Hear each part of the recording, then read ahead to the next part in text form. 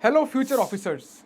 Not every news is relevant for your UPSC preparation.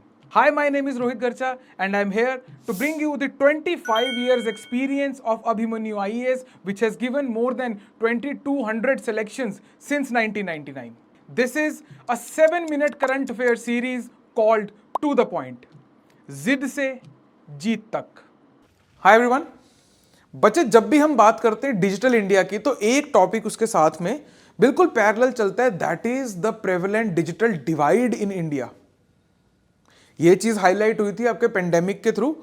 हालांकि pandemic के पहले और पेंडेमिक के दौरान भी जो है वो डिजिटल पेनिट्रेशन आपके रूरल इंडिया में काफी बड़ी थी, बट स्टिल आपकी एजुकेशन ने ये चीज हाईलाइट करी थी कि जो हमारा इंडिया का इकोसिस्टम है तो वो थोड़ा सा बायस्ड है टुवर्ड सिटीज जब भी हम डिजिटल इंफ्रास्ट्रक्चर की बात करते हैं, राइट. और गांव के अंदर फॉर वेरियस रीजन की डिमांड कम है, सर्विसेज ऐसी नहीं है, नहीं चाहिए वहां पे, है ना. उधर से डिमांड उठती नहीं है तो इसलिए सर्विस वहां पे नहीं है. एनीवे, पर यहाँ पे एक डिजिटल डिवाइड है और हम चाह रहे हैं कि डिजिटल इंडिया हो जाए. तो इसके बीच के जो गैप को ब्रिज करने के लिए हमारे पास में ना वेरियस स्कीम्स चलती रहती हैं गवर्नमेंट ऑफ इंडिया की, जिसमें से एक है पीएम वानी स्कीम, जिसके अंडर एक इनिशिएटिव लिया गया है which is called the smart gram panchayat. ठीक है.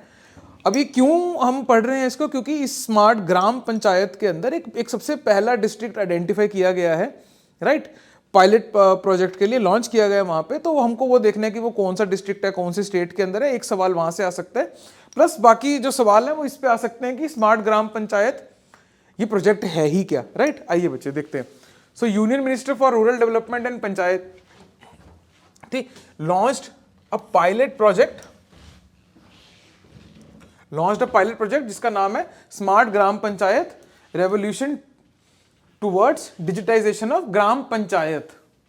ठीक है बच्चे, नाम से पता लग रहा है. टू एक्सटेंड पीएम वानी services in gram panchayat of Bihar Begusarai district. ठीक है बच्चे, तो एक चीज तो यहीं से ये क्लियर रख लीजिए आप कि ये जो पायलट इनिशिएटिव है कहां लॉन्च हुआ है, इन बेगूसराय डिस्ट्रिक्ट, है ना.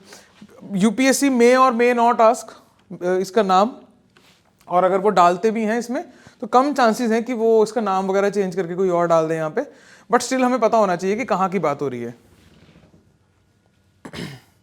Now Begusarai has become the first district in Bihar to equip all its gram panchayat with wifi services under PM वानी स्कीम, है ना. इसका भी कुछ ऐसी मैं फुल फॉर्म भूल रहा हूँ, हम देख भी लेंगे अभी.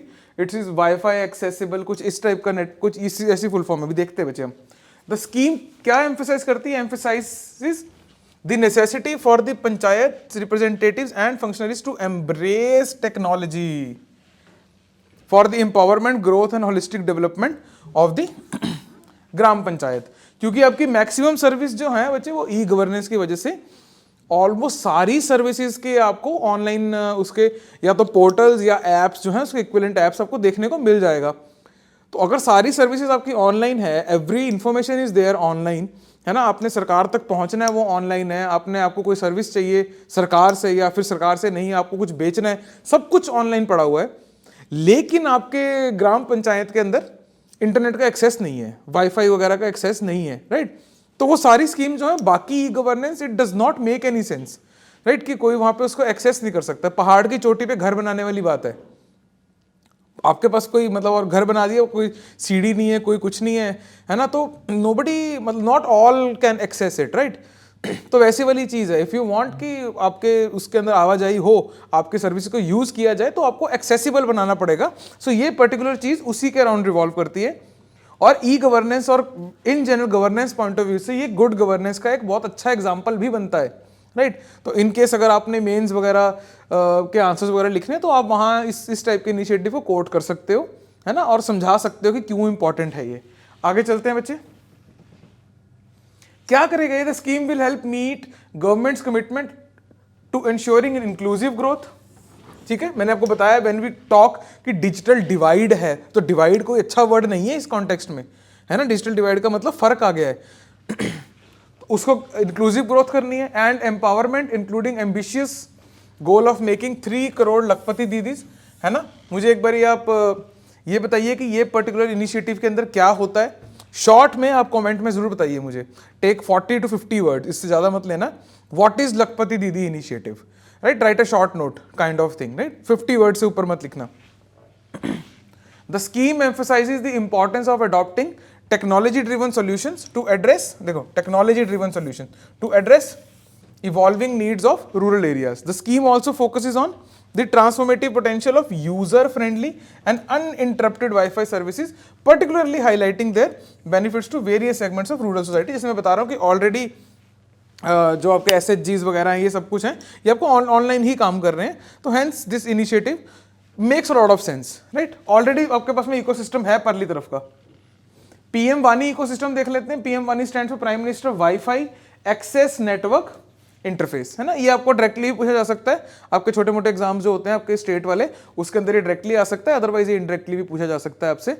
तो आप देख लीजिए, इसको एक बार याद कर लीजिए, क्योंकि अगर ऑप्शन में 4 चीजें आएंगी जिसमें 3 गलत होंगे, तो वो वानी के बहुत इंट्रीगिंग से ऑप्शन बना के आपके इसके अंदर डालेंगे ताकि आप कंफ्यूज हो जाओ वहाँ पे, और हो भी जाओगे. तो ध्यान रखिए.